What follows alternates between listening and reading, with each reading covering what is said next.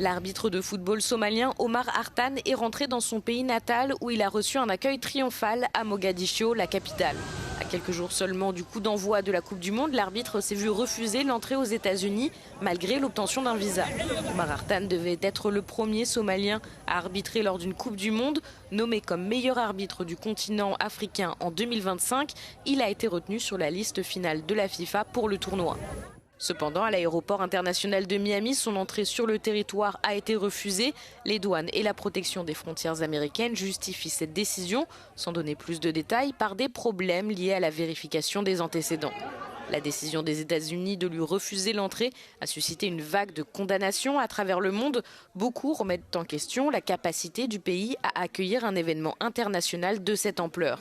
Des détracteurs accusent l'administration Trump de politiser le tournoi. Plusieurs cas de comportements jugés inappropriés à l'égard de ressortissants de certains pays ont été signalés.